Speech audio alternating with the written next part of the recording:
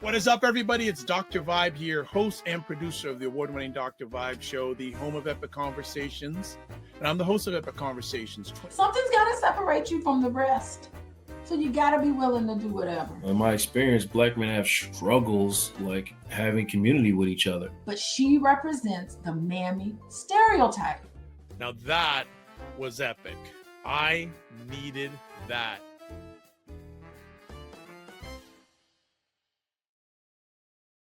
What is up, everybody? It's Dr. Vibe here, host and producer of the award-winning Dr. Vibe show, the home of Epic Conversations. And I'm the host of Epic Conversations, 2018 Innovation Award winner, 2020 Best Podcast News Award winner given out by the Canadian Ethnic Media Association. I also co-host and co-produce the only online show in the world for dads, fathers, and male caregivers. It's sponsored by Dove Men Plus Care. And being part of that movement, the team has reached out to over 500,000 dads, fathers, and male caregivers around the world. And as always, I'd like to say you are blessed, highly favored, a magnet for miracles, and a solution for someone's problem. And we're going to get right into it. But I'm just going to do a little bit of housekeeping, and we're going to go right into it. So subscribe to the Dr. Vibe show on YouTube and hit the notification button. Also like the Dr. Vibe show on Facebook, LinkedIn, Instagram, Blue Sky, and Substack. And if you want to advertise your business, product, or service on any of the platforms that I'm on, please feel free to email me, dr.vibe at the drvibeshow.com. And can't forget our good friends at Indie Soup Media, independent content creators platform that's powered by my good digital friend, Dr. Tachi, who's based in Fort Lauderdale, Florida. Been around for about 2.5 years, over 28,000 subscribers on her YouTube platform, which makes her subscriber-wise, Indie Soup Media, one of the top 4% of all YouTube channels. Well, we always have epic conversations, but this is a really special epic conversation we're going to have today. But before we give you the details, we're going to run a little bit of a background video on what we're chatting about today. So we'll be back in a few moments. Here we go. For nearly 200 years, from the early Black press to today's digital platforms, Black media has been the trusted voice that tells our stories when mainstream outlets distort, downplay, or ignore them. In 2026, the stakes have never been higher, but the opportunities have never been bigger. What's wrong with mainstream media? Let's be clear, mainstream media still has a serious Black representation problem on camera, in the newsroom, and especially in leadership. Studies keep showing that Black people are overrepresented in negative stories like crime and underrepresented in stories about innovation, success, and everyday life. That kind of coverage doesn't just hurt feelings. It shapes public policy, fuels bias in policing, housing, and employment, and reinforces the idea that Blackness is a problem instead of a source of genius and culture. The rise and resilience of Black-owned media, but that's not the whole story. Black-owned and Black-led media are growing especially in digital spaces like YouTube, podcast, streaming, and social platforms. From legacy Black newspapers to newer digital networks, our outlets are building audiences in the millions, creating jobs and giving brands real access to Black consumers with trillions in spending power. They're doing it while facing chronic underfunding, inconsistent ad support, and political pushback against diversity and equity. Yet the resilience is real. Many Black-owned platforms are innovating with live streams, memberships, events, and partnerships to stay independent and sustainable. Algorithms, censorship, and platform risk. At the same time, our people are fighting a new battle on the algorithmic front lines. Black creators report that their content is often demonetized, downranked, or flagged, especially when they speak directly about racism, organizing, or advancing Black communities. Research shows bias moderation and AI systems are more likely to flag language and narratives coming from Black communities, while hate speech against us too often slips through. So even as we build on these platforms, we're constantly pushing against invisible walls that decide who gets seen and who gets silenced. Where we go from here. So what is the state of Black media today? Under attack in some ways, under-resourced in many ways, but powerful, creative, and absolutely essential. If we want Black media to thrive, we need three things: creators who tell the truth, institutions and advertisers that invest in Black-owned outlets, and audiences who intentionally like, share, subscribe, and spend with the platforms that stand for us. Because at the end of the day, whoever controls the narrative controls the future, and Black media exists so we can control our own. All right, family. we are talking about the state of Black media today, and there is no better person I feel we could have talk about the state of Black media.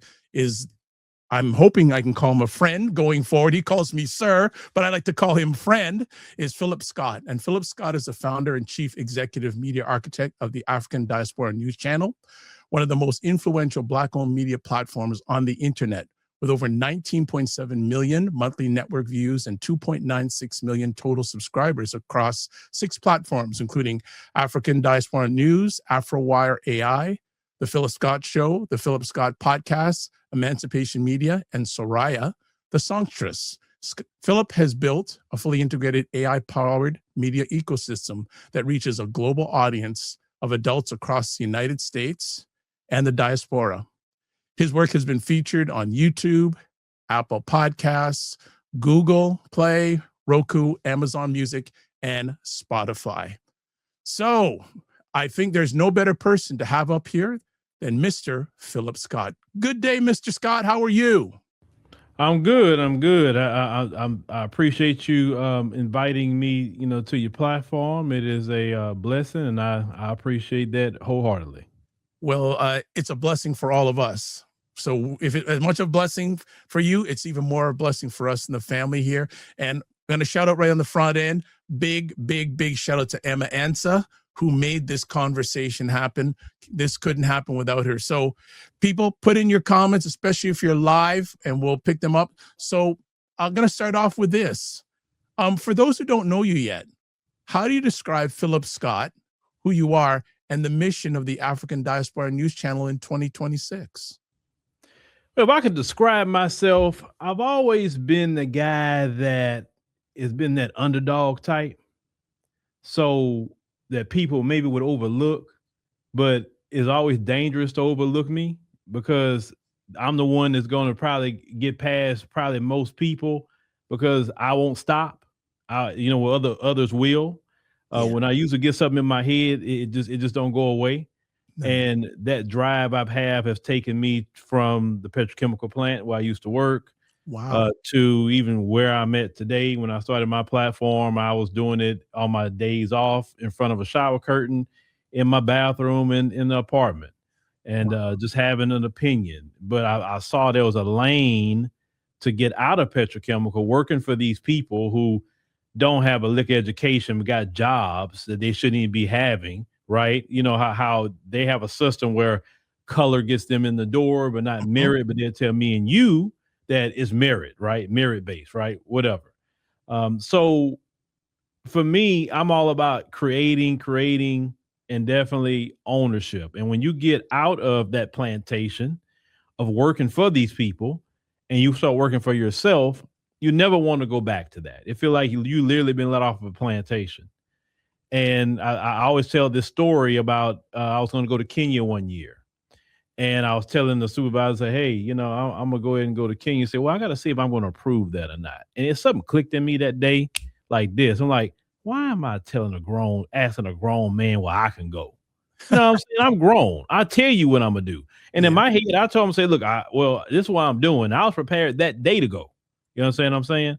So for us, ownership of everything we're doing is the key, because as long as we're working for these people, as long as we have to answer to them, even on the job, we still being controlled. So for me, it's about ownership. And I guess maybe that's the renegade in me a little bit too, because I feel like I don't like systems like that. I don't like gatekeepers. I hate them. Be honest with you, I don't like gatekeepers because all they do is stifle creativity, stifle great people, and definitely stifle our community. So, that's more so my story in a small sense. It's more many layers to it, of course. Of course.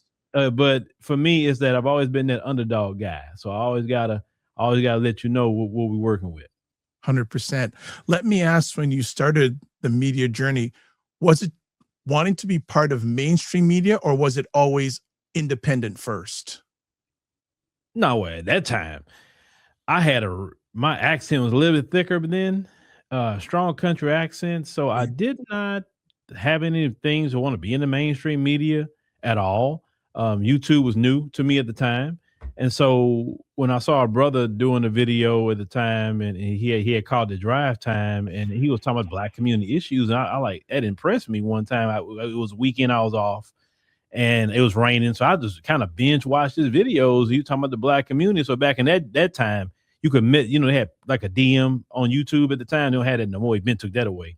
And I messaged the brother, and he encouraged me, hey, well, shoot, man, get your own camera. And, hey, you part of the Black community, talk about these issues. I can't talk about it all. So that's kind of how I got started. So it wasn't that I wanted to work for mainstream media. No, not at all. Okay. So how has your personal journey as a Black man, husband, father shaped the way you approach news, commentary, and the stories you choose to highlight? Well, everything that we do is through the Black lens, and I definitely would say Black American lens to be exact. And our story, our history, our lineage have been through a lot. So one thing that I seen that we didn't have proper representation for Black America at all in media. And the few people that you do have in the media, where they're literally being controlled, they have to read a teleprompter. They can't really say what they want to say, because you meet these people, and which I have. They're like, oh, you're so free to say what you want to say, but I can't say this, or if I cover this story, that they may shelve it, but here you can cover the story. So for me, that's just the freedom part. Now, as a father and as a husband, as a grandfather, everything I do is infused into the essence of what I do. I cannot escape who I am at all. So every part of what I do is through the experiences that, I have lived. Excellent. Good stuff.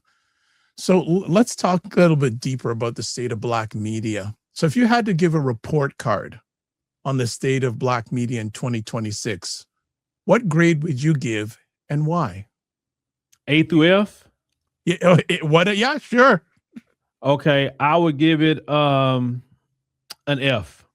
Wow. Okay. Can you go a little deeper on that letter? I would give it an F because we don't have a lot of ownership. We are on rented platforms for the most part. And sure, we have some, but I'm talking about really, a lot of people still dependent on, when I say rented platforms, I mean Facebook, YouTube, all these different other platforms who could just take you off tomorrow by the click of a button, right? It don't matter if you did right and did everything, they can make a decision, you're gone. The key is ownership, right? And we need to be doing ownership, like our own websites, our own apps, our own newsletters, our own everything, owning our own data, whether you're text messaging your people or whatever the case may be. And we just need to have more ownership of that. You can look at the biggest podcast and play that Black people have, and you got to think about it. Let's say, and this is entertainment, the Breakfast Club. Well, that's iHeartRadio. iHeartRadio is owned by white folk. Yep. That's not owned by them. Yep. You just start going through the different things that Black people have, and it's tied to the folks. So we are not where we need to be. Now, for me to say A would be 100% ownership of everything that we do. But even if we got to a B or a C, at least 80% of what we do is owned by us, I would be extremely happy. But I'm just being honest. I mean, we're not there. Excellent. Okay, just going to jump in. We got a lot of people giving comments, so we're just going to get through them fast here. We got Azil Viper says, just got here and drinking my morning coffee. Ben Dio to you, sir. So obviously sounds like a foreign country. And of course, Emma answers here with her hands up. And also we got a comment here, fantastic content. Hope everyone's morning is going well and your coffee is strong this Tuesday. Well, it's Wednesday, so I don't know about that. And Emma says, Phillip Scott's in the house. And we got another person here. What's up, Dr. Vibe? And also, what's up, Phil? And also, Azelle says, thank you, Emma and Phillip. So let's get back to some more conversation pieces here. Do you see any wins in the area of Black media at this present time? Or do you feel it's basically we're using you're using other people's, or as you say, the folks' platform? Are we winning anywhere, in your opinion, when it comes to Black media? Yes, we have certain places we are greatly improving, but you asked for an overall question, right? So to give you, like, let's say individual wins, yes, I think we have a great opportunity and we are doing very good at getting the messaging out, especially from the grassroots. We can, take some, highlight something. That's why even the folks a lot of times scared when we pull out cameras, because we about to mess your life up. So we've done pretty good at that. Okay. Beautiful thing. Great. I'm happy with Black people doing that. Okay. So it's kind of leveling the playing field a lot with us, with these, cell phones and any other camera that you have, meta glasses or whatever. You're exposing these people and putting them on blast. Good job. So I definitely like that portion of it. I like that people are using social media, not just to twerk and everything else, but they're using it to, get out grassroots messaging, letting people know what it is, and not letting the mainstream media try to dictate and speak for us, or we speak for ourselves now. So that's also great, that I love. So that's about the two things that I could point out the most, for sure. Okay. I want to highlight some of the stuff you're doing. So you're now running a network that employs people across multiple countries. What if you learned about managing a global Black newsroom across the US and the continent?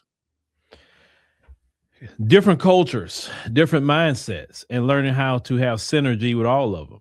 That's really the main thing. Because as a Black American, I'm used to, Black American things. And when you work with people in different countries, different mindsets, we've had some spirited discussions, behind the scenes, in meetings, and just learning of those things, right? And I think it's good to work with other people, whether it is, within the community globally, or whoever you're going to work with, as long as you align on core principles. Because now I can't work with someone that don't align with me on core principles.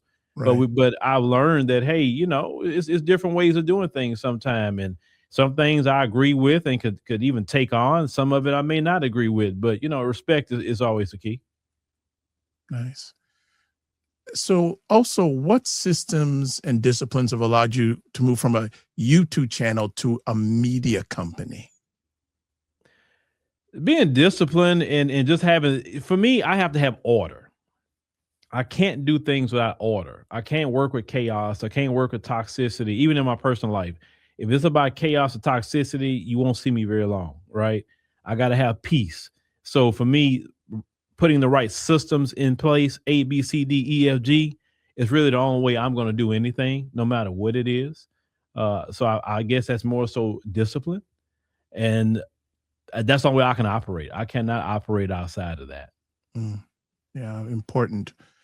So just out of curiosity, as the chief media architect, what is a typical work week look like for you?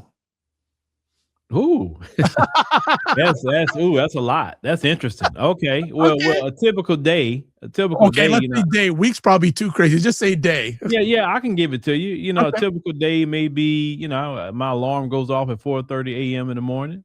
And I get up and I head to the gym. That's the first important thing, is health, right? So I go to the gym by 4:30 in the morning, come back, of course, talk with the wife and my daughter getting ready for school.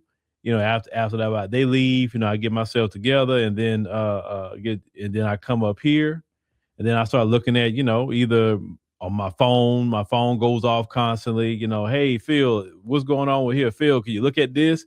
Hey, Phil, I need this answer. Hey, Phil, and I'm looking at my emails. Then I also do content myself. And then in the midst of me doing all of that, then, hey, my wife is calling sometimes, like, hey, I need this. Or my daughter's texting me from school, Daddy, could you bring me some lunch? So it's so much going on at the same time while I'm doing content, while I'm looking at my whiteboards over here, trying to figure out other plans I have going on, while I'm going back and forth, with Kellen, shout out to him, business manager. On top of that, I'm going back and forth with AI. I'm constantly doing things. It's so much going on constantly with me, right? So my days go like this. That's why I look up, I'm like, wow, March is almost done, but it feels like it went in a blur. Right. Are there, during the day or during the week, when it comes to the content, are there some decisions only you can make? Only decisions? And so any decisions, like when you're running this company, that only you can make? Because you did mention your business manager, but are there still some decisions only you can make? In this iteration, I feel some that only I can make, because it's just but I know Kellen gets on to me sometime about letting some things go, and I know that's a founder syndrome I have, and I'm trying to work through my founder syndrome. Okay. But I feel certain things that I just have to do because it may not be done the way I would want it done. So I guess and I've let some things go, but I haven't let it all go. No. Okay, cool. You are one of the mentors I look at how much you've brought in AI in what you're doing, and especially with AfroWire AI. I want to know, you launched AfroWire, sorry, my mouth, AfroWire AI as an AI-driven news platform.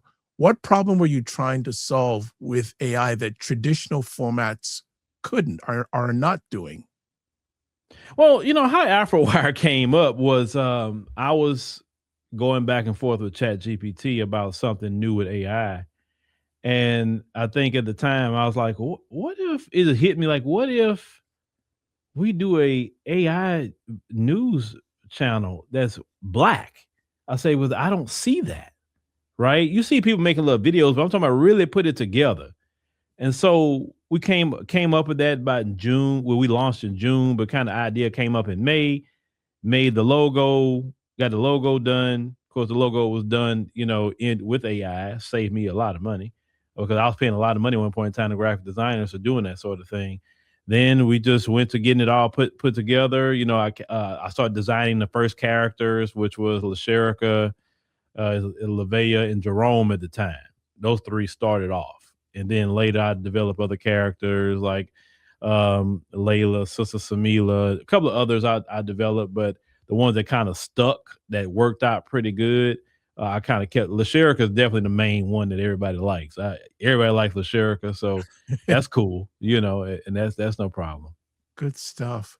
Then how do you respond to people who are excited about innovation but worried that AI will replace Black journalists and Black storytellers? Well, every new technology is going to replace something, right? But AI can only do so much. It's still human beings have to be behind AI. And I love a challenge. And my wife even asked me the same question, say, well, aren't you worried that AI is going to replace you? I'm like, let it replace me. It can if it wants to, as long as I'm behind it. That's it. As long as I'm behind it. LaSherica can take my spot today. I tell people that she, great. Long as I'm the one that's behind her. That's all. Because a person like me has been doing it for a hot minute. Sometimes you don't want to do certain things anymore. So if the AI can do it, let the AI do it. But I don't fear no AI. For what? I mean, to me, AI has been a great addition. AI has helped me make definitely some extra money, save me thousands of dollars that I would have to pay to people that I didn't have money to pay to. So, I'm very pro AI. I'm not on that gloom and doom. Oh, AI gonna do this. Listen, you fear AI gonna take your job, or tell people get the skilled trades, get things that AI can't do. AI can't be a nurse. AI can't be your doctor. AI can't go change, the pipe and the plumbing. AI can't do it's not an electrician. It's a whole lot of jobs that AI cannot do. So it's always going to be a lane for human beings. Nice. Just staying on the AI tip for another few moments. For you, what does ethical, culturally grounded use of AI look like in Black media, in your opinion? You use the term ethical. Can you expound on what you mean by ethical? Good question back. I would say, okay, let me rephrase this way. What do you feel for Black content creators is the proper use of AI when it comes to content creation, when it comes representing our culture? Okay. Well, I've seen it from being very professionally done to just being ratchet. I've seen it on both all the way in between. Yeah. With AI, I've seen it. Yeah. I'm not going to be the one to be the architect and telling people you use AI this way. Because who am I to judge people? If that's their expression, that's their expression. But on this angle, I want to make our AI characters or AI journalists be respectful, be fly dressers, be very wise. Somebody that you can even, maybe even look up to. People look up to characters in movies or different seasons of shows, and they like, musicians or whatever they look up to. So I've always wanted mine to be representations of what I think the proper representation should be. So the good thing is I could throw what I feel a proper representation could be. Now somebody else may want something else, but for us, it's definitely with AfroWire, you're not going to see nothing that's not professional or respectful. That's just really what it is. Nice. Got 2 more quick comments here. Mhm. Someone saying, salute Mr. Phillip Scott. And then Ray McMillan, one of my good associates, says, good day, gentlemen. Love the response for AI. AI is here to give us our time back, so let's use it to our advantage. 100%. All right. Want to transition over to platform power, censorship, and content moderation. So you've built your audience largely on big tech platforms that can also demonetize or deplatform creators. How has that tension shaped your strategy? Realistically, it makes you live on the edge a little bit because of that reason. That's why we are very hardcore shifting with our strategy, with our app that we own, that nobody can demonetize and nobody can take down. You have to understand, if you are on a YouTube channel, it is a YouTube channel. It's not yours. You're just like renting. That's all you're doing. And the landlord is YouTube, and they tell you what to do, what you can say, what you not can say. Now, YouTube is a great platform for marketing and distribution. It's beautiful for that. You can reach a lot of people. And I would tell people, still stay on YouTube. We're going to stay on YouTube, but we're going to do more exclusive things and, first dibs on our app. And then, you'll get it on YouTube. That's the strategy that we're doing now, because if we can just convert 1% of our audience to our app, we won, but we'll still do YouTube. Mm-hmm. But it's their platform at the end of the day. I mean, it's nothing nobody can do. Trust me, I've been through it with YouTube. I've been through it.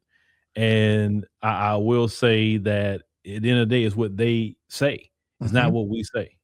Exactly. When did the thought process start of building your own app for the platform? Was there a moment that Phil says, okay, we got to build our own app? Was there a moment that made that start to happen?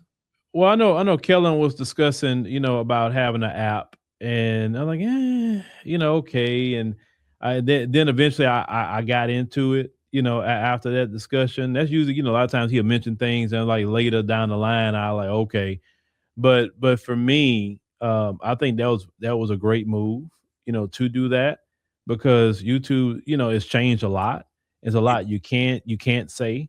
It's a lot you can't report on. Yes. You know what I'm saying? So for me, I'm tired of not reporting on certain things. So now I say, hey, I can just do it on my app and there's no issue, no problem. And it's not that I want to go show gross nudity or stuff that's just wild. No. It's just some things that we may want to talk about that's still important for the Black community to know about. And YouTube can dictate what we say here because it's their platform. So we need to be on our own, right? And that's the beauty of having our own app. Just to further your thoughts on that, so what do Black creators and audiences need to understand about algorithms and moderation policies if we're going to protect our voices online? Learn their community guidelines, learn the monetization guidelines, learn, and try to stay within those rules, because I've had, my example, I've had a channel hack before. My main channel was hacked before it was taken down, got it put back up. Wow. I've been demonetized on channels before, but I put in appeals, I get it right back. I had another channel taken down before, put in an appeal, got it right back, because they have AI moderation now. That's the only thing about AI I don't like, is the AI moderation, because the AI do make mistakes. But when the human gets involved, it usually solves itself. But I would say learn the rules much as possible and follow them like the military. and that's just really what I would say about it. I mean, because definitely the more you grow, the more you have to follow those rules. So we always looking at, okay, if you hear a trend that has something happening to a bunch of creators, you want to say, what is this going on? Because it could be some new rule. So you want to ensure that you're not breaking this rule. It's very stressful. It's very stressful, especially when you have to pay 20 some odd people and they want their money. They don't want to hear you ain't got it. Yeah. So we want to, like I told them, we got to do more on our own and secure our own, and that way it can give me more breathing room. Nice. Some more comments here. Someone is saying, good topic, Phil. Thanks to you and the co-host for the day. Norman Radio says, checking in. And then Karina says, let's support all Black media. So many of us frown on others. I see it too often. We want absolute truth, no sugarcoating. Roland Martin has been saying this for years. Okay. Let's talk about some other things here. So you've taken people to hundreds of countries like Kenya, Ethiopia, and South Africa. What happens to people when they touch the continent for the first time? From my experience, just looking at everybody and what they've told me while there, a lot of things that was said in the mainstream media they saw was false. They couldn't believe they believed that propaganda. A lot of people felt, at peace, enjoying themselves. A lot of people never been in a Black country before like that. So it's always been positive. It was not one person like, why in the world I came out here? It's horrible. No, it's been some people like, hey, I'm coming back. Some people say, hey, I'm gonna stay a lot longer. I've seen people do it. So, I know the trip say it's supposed to end, but I'm just gonna hang out for the month. Seen people do that. Some people have moved over there or got citizenship. So it's been positive. There's nothing been negative about it. Nice. Then how has your platform being in the ground in different African countries changed the stories you tell and how you tell them? Well, talking to them daily, because really I am talking to, African people all the time in daily. It's changed more so my thought process. For instance, I looked at everything like in America with racism, right? But what I learned from my African brothers and sisters, and definitely a lot of people here on the team, is about culture and how they view culture. And when I come to that realization of culture, even when you look at racism, white supremacy, that is their culture. It's not an ism, really. It's a culture, because if they doing the same thing from 1619 and they still doing the same thing in 2026, that's a culture. That's not an ism.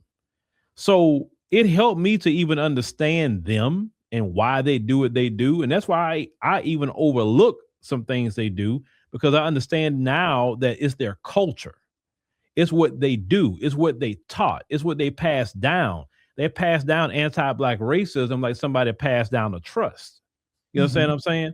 So it doesn't shock me if they say the N-word or they don't like other groups of people. It doesn't shock me that they want to always rule everybody, and even if they're dumber than a box of rocks. That's just the culture that they have. And anyone outside of their culture who is not anti-Black or have any kind of a bias toward anybody, that's why in that culture they crucified that particular person in that culture.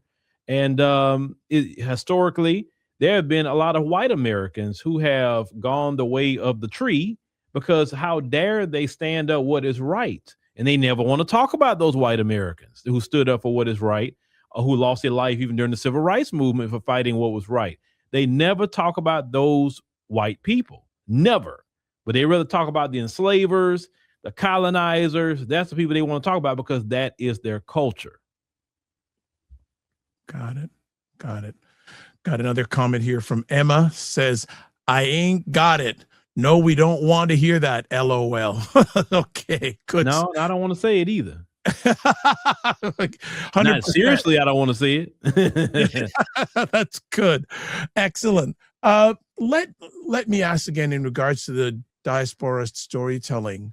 What suggestions would you give content creators that want to get into the area of telling stories of the diaspora? Because you're doing it, your platform's doing it, you're very good at it, your platform. What suggestions would you give to our content creators that want to do diasporic storytelling? Well, and what we do, if you pay attention to it, we have people actually from the continent telling the story. They're not here as immigrants, they're over there. And that's, for me, that's the only way to be authentic with the stories. I mean, sure, you can tell the story being an immigrant in America or an immigrant in Canada, but if you're not on the soil, like you're not there every day in the trenches, it's kind of some things you're just not going to know, because it's no different than living here in the United States. So I try to make sure people are on the soil for the most part, that come here. And, a lot of times, these platforms, you have to maybe break out of your shell a lot, because just from my opinion, not all, but some brothers and sisters that's definitely in the content, kind of, African media is a certain way, and African media trying to get into an American market where the people are totally different. It's like, yeah, you got to break out that shell. But, some people learn how to navigate it, but don't be afraid of it. No, don't be afraid. Tell your story, because trust me, there's a lot of people that want to hear your story on the continent or abroad. There's always room for everybody. That's how I look at it. I love how you said that, because there's room for everybody. And there's a number of people who don't think there's room for everybody. Well, first of all, I don't want to be around those people, to be honest with you, Okay. because those kind of people are horrible. Like, what do you mean there's not enough room for everybody? That's what, over 7 billion people on the planet. Yeah. You mean it is room for everybody to say something? I mean, because think about it. I can only speak to so many people. You can only speak to so many people. True. We can't cover it all, right? No. So we need all the Black people we can speaking about different things. Because some people may not like me, my look, how I speak. They may not like my Southern accent, but they may like you, right? And they may listen to you. Hey, as long as you're getting the job done, that's all that matters. It don't matter who do it. Excellent. I want to talk about a little, unfortunately, some politics stuff. Okay. So from DEI rollbacks to online hate, what political or policy shifts are you watching most closely because they impact Black media directly? Okay, you went two different areas. Let's start with DEI. Yep. Start there. Yep. Give me fully what you're saying about DEI. Well, I guess in traditionally the less Black faces you're seeing, well, there weren't a lot front of camera, and there are probably even more that are getting let go behind camera. So Right. the diversity of media, I guess, in the mainstream, and the diversity of content driven in media, mainstream media, that is. All right, let's start there. Yep. DEI, diversity, equity, and inclusion, was not a demand from, and I got to go around the time period of George Floyd, for Black Americans. We wasn't demanding diversity, equity, inclusion programs. That is a creation of the white corporate world based on a guilt feeling when Black people was having an uprising about our dearly departed brother, George Floyd. We never asked for that. That's a white folks program. And if you broke down the numbers and looked into it, white women benefited the most off of diversity, equity, inclusion. You know how many white women I saw on LinkedIn? It's the head of DEI. And I'm like, what are you doing, the head of DEI? You know what I'm saying? Black people were at the bottom when all the numbers came out of DEI. And if they letting us go, good. Remember what I said earlier about the F? That means we can go from an F and move up, right? We can move up possibly to the D. If more of us, and that's what happens to us anyway. When they let us go, we get creative. We create our own. Listen, there's no reason why we don't all have our own podcasts, media companies, whatever. Just because these people say you can't work for me, just because, whatever, doesn't mean it's the end of the world. We are living in a decentralized media right now. At one point in time, yes, if you didn't work for the big networks, you were done. I remember that in the 80s and 90s. But now we got distribution. You got YouTube. Spotify has podcasts now. You got Facebook, TikTok. You have so many different places to distribute your content. So it's really no excuse to be saying, oh, if they cut us out, we're not going to have a voice. I don't want a voice on your platform. I want my own voice. Nice. The next one you mentioned about online hate. Yes. Let's get to that point. What were you saying about that? Just about, what are you noticing in the media scope when it comes to online hate and like political or policy shifts that you're seeing when it comes to media and addressing or dealing with online hate? Okay. Well, we've been dealing with hate ever since we have came in contact with these people, and they would not let go hate. So whether it's online, whether it's coming over to Black Wall Street to destroy something, whether it's putting down an ordinance to try to trip up or sabotage a Black person, whether they're trying to use permits in cities to try to get a Black person out of their business, whether they're trying to use noise ordinance. These people have used every avenue to hate Black people, whether it's the criminal justice system, whether it's the civil courts, whether it's whatever. So as a Black person, we're going to live with hate, and that's just part of that culture toward us.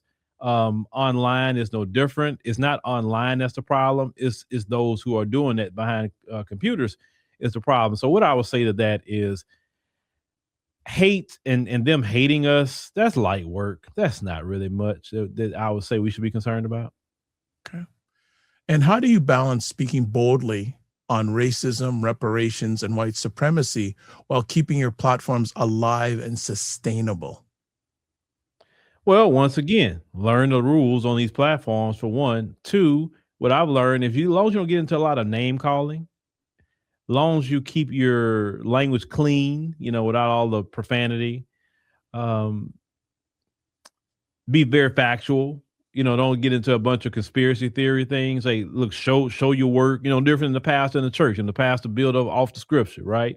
And then after he build off the scripture, he give his message. Same thing. You let people know. You don't claim things that didn't happen. If you are wrong, say, hey, I was wrong, take something down, amend it, whatever. Just stick to, I guess we just say, journalism standards. Mhm. And I think you can be okay for the most part. Be factual in what you're talking about. Listen, somebody can hate what you say all day, but you say, oh, yeah, well, he is showing the study. Oh, he did. Yeah, he talking about DEI. I don't like it, but yeah, the study right here shows that white women did benefit the most over DEI. So when I heard him say, good, I'm glad DEI went away because I'm not going to support no policy that don't benefit my people. That's why he said it, because he showed the study. That's why. Some more quick comments here. Someone saying we need to make our own. Emma says facts. And Emma also says the hate and obsession is real. And also another person saying reparations is justice. Good stuff. Let me ask, you openly speak about mental health and the pressures of this work. How do you protect your mind and spirit while covering some of these heavy stories on your platform? Well, I'm glad we have everybody here now, because at one point in time, when I was by myself, I had to cover it all. So it put a weight on you, right? Now we have more people. It's kind of spread out. If I feel overwhelmed or just have a mental block, I stop. I just don't do anything. And I just go relax my nerves, whatever I choose to do. So, and I also have to learn, listen, that happened. I hate it, but life goes on, unfortunately, for certain things. You have to live your life. I can't bring what I report on to my family. Right. And I'm not going to do that. At one point in time, I was doing that, and it was putting me in a bad headspace. But now, no, I know how to easily turn it on and turn it off now. Nice. I want to say great stuff on that. The mindset change that you've had over the years. And that's kudos to you. Good stuff. Good stuff. Let's talk a little bit about creators, black content creators. What are some of the mistakes you're seeing Black content creators making when it comes to media in 2026? Good question. Good question. Because a lot of times I'm not really focused on a lot of other people, but I do see things. Well, I say this: if you're going to make content, just make sure you're doing it in a way that you can maximize revenue. If you're not maximizing revenue, then you're just wasting time. That's just how I feel about it personally. So make sure you do content that can be monetizable. Make sure that you can, sell merchandise, or whether it's courses or whatever the case may be. You should not be online all day and not making money. It should be you making money in your sleep, literally, because your platforms are generating all kind of funds. So that's really the main thing that I will say, is just make sure you're maximizing revenue at the end. Don't let people gas you up to report on things that's going to get you in trouble on these platforms. Don't do that, because let me tell you what people are going to do when you lose your platform. They're like, oh, it's messed up. And they're going to go right on to the next platform and listen to them. They're not going to be there for you. They're not going to give you a dime or whatever. So just always be mindful. You want to protect your platform and your monetization. Nice. If a young brother or sister came to you with 0 subscribers, but a strong voice, what blueprint would you give them over the next 24 months? Simple. I'm like, if this is what you really want to do, okay, well, are you willing to dedicate 5 years to it? And if they're not willing to dedicate 5 years, then the conversation ends. If they're willing to dedicate 5 years, say, okay, well, now you got to put in a lot of work. You got to put in the work. It's a lot of work to it. It's not just, see, people think, oh, it's just a video. No, it's a lot of work behind the scenes that you got to do to build yourself up, to establish yourself. And especially as a Black person, you behind the 8 ball already, right? So you got to kick that door down or whatever. But, I love people that just starting out. I don't really like established creators at all. Nice, nice. What skills matter the most for our next wave of Black media leaders? Storytelling, tech, organizing, or something else? I always say storytelling with Black people for sure. We great at storytelling, so storytelling is always important. We'll talk on the stoop or whatever, on the barbershop. If you can bring a barbershop conversation or just hanging out on the block conversation and put that on social media, people feel you're real. Definitely integrating tech, because my issue with Black people is that we be too behind on tech. And you mentioned AI earlier. Yeah, Black people now are kind of getting into AI, but you see them maybe doing videos on Sora, or maybe playing with pictures. But you got some Black people who are doing it, because I've seen the videos, who are taking these AI platforms and say, hey, look at what I'm doing, look at my business, how can I maximize it, and taking these advice and maximize it and making more money. That's the kind of things that we need to get more into. So yeah, storytelling is important, but definitely make sure you're on top of the tech, because the problem is Black people are so behind, and then the white folks and the Asians and the Arabs make all the money, and then here we come later after all the money gone. Okay, we're going to take a quick little break, because we're going to run something that Phillip's going to be up in the Toronto area for people who want to check him out. And I just want to run something giving a little detail about it. So we'll be back in about 40 seconds. Toronto, July 25th. The Narrative Power Summit is landing in the 6.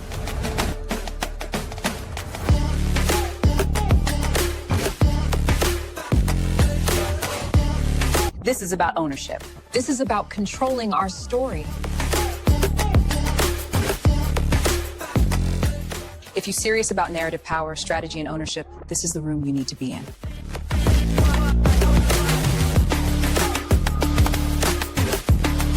To get your tickets, go to africandiasporanews.org/Canada. I'll see you in Toronto.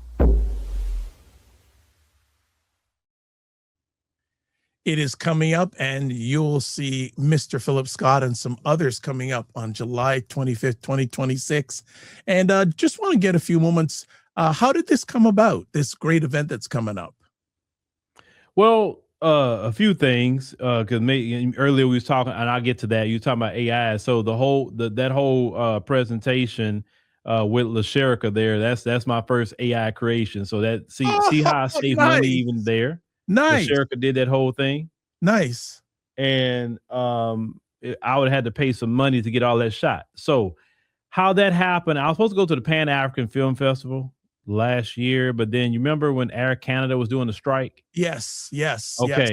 And there was no guarantee that I can get back home when I need to get back home, because we didn't know what time the strike was going to end or whatever. So it ended up being canceled. And then, but there was people that went to the Pan-African Film Festival, and they were like, oh man, we wanted to, meet with Phil, whatever. And Emma had told me. So I said, you know what? Let's do this. Let's do our own event. I said, we haven't done an event since 2018, actually. We was just starting to get in the events. And then after we did our first event, it went great. COVID happened. And so we just held off, we're doing events until, of course, now after COVID, wasn't thinking about it so much until that event happened with the Pan-African Film Festival. So so we restarting our event, starting with this one.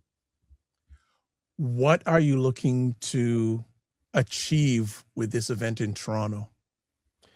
The same thing I'm looking to achieve every day is to make sure, we break bread with the brothers and sisters, have a unification with as much as possible, making sure, because, sometimes you won't meet people until you touch them. Some people you may not ever reach if you don't have an event, right? So, for us, sometimes it's just breaking bread, like the old school days, you get together, have an event, have people, you barbecue, you have some Kool-Aid. Some people like to have they liquor or whatever. And hey, we all having a good time, so that's kind of what I look at everything. And any event that I have, that's my mindset with it. We just having a good time. We trying to get to know each other. Good. Well, people certainly check it out, and we expect you to be there if you're watching this. Don't matter where you are, make the effort. And it's not too bad in Canada these days. It's okay. It's okay. Well, Dr. Vibe, well, I'm hearing some people in Canada there's not really challenges. liking There's us Americans challenges. too much. It's okay. I'm not saying it's great. It's okay. I'll leave it. But I was told, Dr. Vibe, I was Okay. told that it doesn't apply to us Black Americans. So I'm like, all right. Okay. It's all good. It's all good. It's all good. As we start winding the conversation now, and a few final things, paint the picture for us. What does a fully mature African Diaspora Network look like 10 years from now? Ooh, 10 years. 10 years to be, of course, fully self-sufficient. Social media platforms would just be, let's say, the icing on the cake, not the cake. For us, that would be, creating multiple more jobs where we can give, good jobs to our brothers and sisters. Us being in more African countries, Caribbean countries, making sure that we touch, having a European division, an Asian division. And when I say that, I'm talking about Black folks that live in these countries. That's what I'm talking about. Because we're all over the world, right? So we need to cover everything that we're at. So if I had to have it, yes, we cover the globe. No different than like the mainstream media will cover, but telling it our story, our way. Of course, maybe in 10 years, you probably see me maybe limited. And that would be good too, if maybe any at all, because how I look at it, I don't want to have the Al Sharpton thing. And what I mean by that is you always in the forefront. Yeah. You can't let nobody else come in. You can't give up the seat a little bit. And because listen, I get way more done behind the scenes, way more done than sitting in these chairs, right? Not to say I would give it up, but I'm just saying that it would probably get more limited then. Because if I still have to do everything like I started back in the shower curtain days, then I'm not progressing. Right. It just makes me want to ask you, where do you get your vision from? Is it something you've always had? No, some of it, no. It just one day I looked at something. It's like how things come to me like this. So I looked at the media space a long time ago and say, wow, we don't have no Black people talking about this. Let's see if I can create something like this. That's it. That's how even Soraya, how she got created. It's like, wait a minute. I'm listening to the music, and the music is talking about your fourth baby daddy and all toxic stuff and all this sex and lustful. I'm like, no. Let me get back and to create something where I can counter that and give another option. So for me, it's not that I always thought about it. I just have these inflection moments that happen to me. And then I'm like, okay, let me try to go create something to fulfill that need instead of complaining that we don't have it all day. Feel that need, feel that void. Because clearly there's a void there that needs to be filled. So that's kind of what happens with me. Yeah. Two more conversation pieces. First of all, if YouTube and social media disappeared tomorrow, how many of our outlets are truly ready?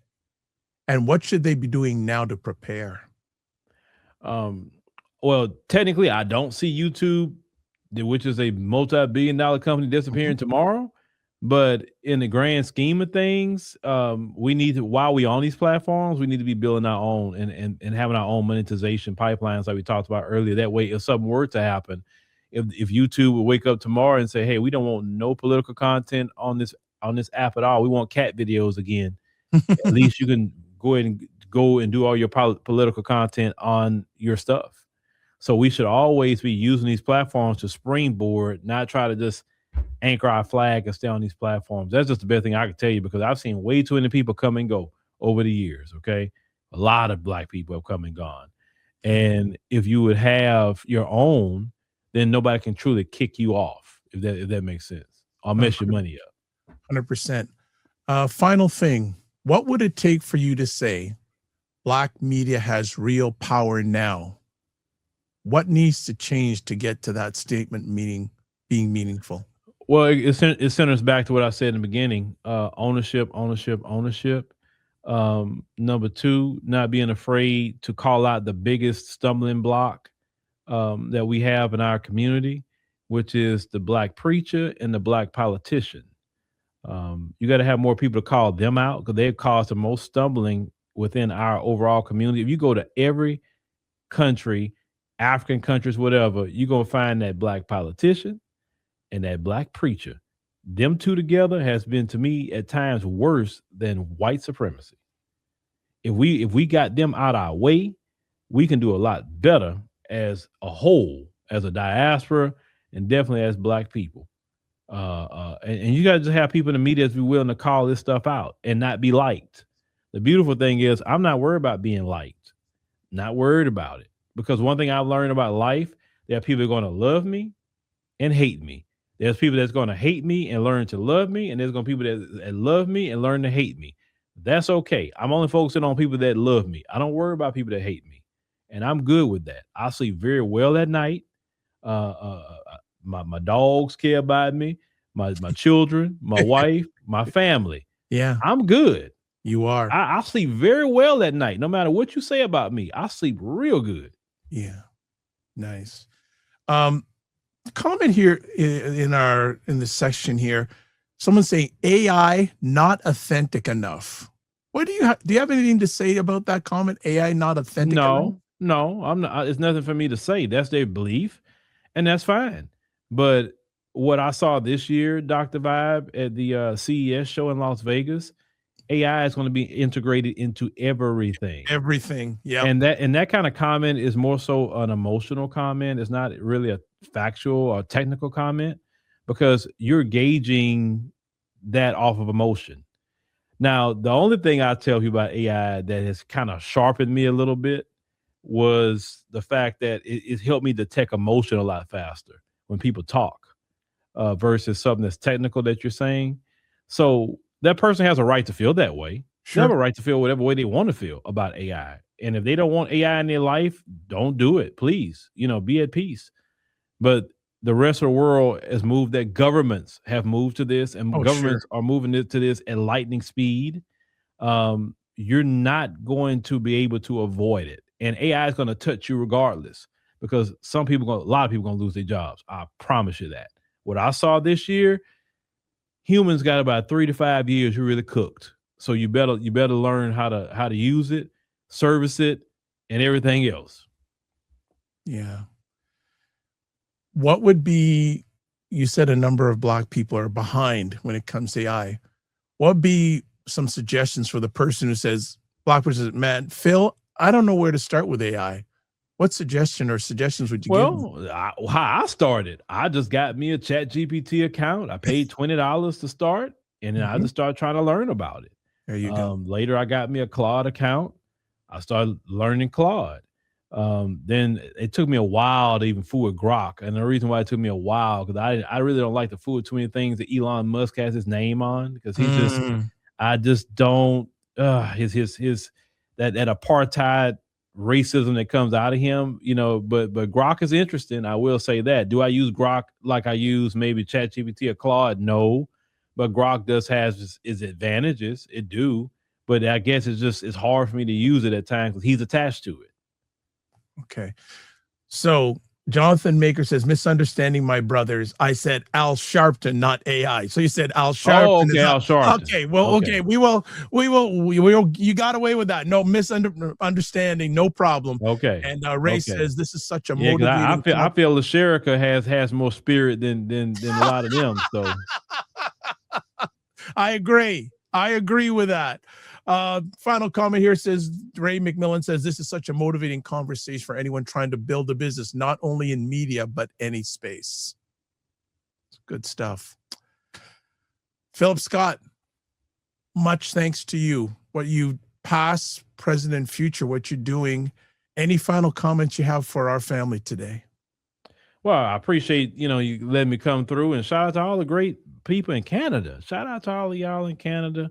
Or whatever, y'all hold on, with our president, you have to understand he will be out of office in not too long. He's not there forever. That's a good thing for a lot of people, right? So don't blame Americans for what he's doing, because nobody in America is controlling him. He won't even listen to his own advisors. Okay, he said the other day he don't have to listen to his team. He can just do what he wants. So Yeah. if he won't even listen to the people around him, so clearly he's doing what he wants. So don't blame Americans when you see him like, oh, I hate y'all, because trust me, not everybody voted for him. Okay. That's A right. lot of people didn't even vote at all in the election. So no, all Americans didn't vote for him. A lot of Americans tired of the things he's doing. So just be patient. He'll be out of office shortly. Well, as someone said the other day, it's a government of one right now when it comes to U.S. politics. Yeah. I'm going to tell you the same thing I told my friends in Kenya. I think I did an interview in Kenya, and they were talking about the U.S. Say, listen, be honest with you, I would hold off visiting the U.S. until he's out. That's what I said. I just meant that. I would hold off because I wouldn't want to deal with the passport issues and visa issues this guy got going on. No, I wouldn't deal with it. I wouldn't go to no country that caused me a problem. 100%. Well, you can catch all things African. I think there it's also put in the chat in all the places that you're watching this live or on the replay. Again, he's on Monday to Friday evenings. Serious. And you got to be ready because he's a straight shooter. If you don't like what you're hearing now, don't even try to watch him on a nightly basis because he even goes deeper there. So, Phillip, I want to say thank you. If there's anything we can do on this side of the border for you, we're here to support. All right, brother. Well, I appreciate you. Like I say, once again, thank you for inviting me to your platform. I greatly appreciate it. May the Lord bless and keep you and your family. Thank you. You stay in good health. Right back to you and everyone on your team, family, and all loved ones. Again, you can watch replays of the Dr. Vibe Show on YouTube, Facebook, LinkedIn, and the Dr. Vibe Show website, the drvibeshow.com. And as always, we enough with this. Live your life as a dream. If you can dream it, you can make it. Sometimes you have to get smaller to get stronger. Block assumptions. Aim bigger, aim better, aim higher, aim wider. Love, faith, and respect. Don't just manage your time, manage your energy. And remember to give yourself grace. Because if you're not making money, make history, try to do both, and make it better. God bless, peace to all, keep the faith, and walk good.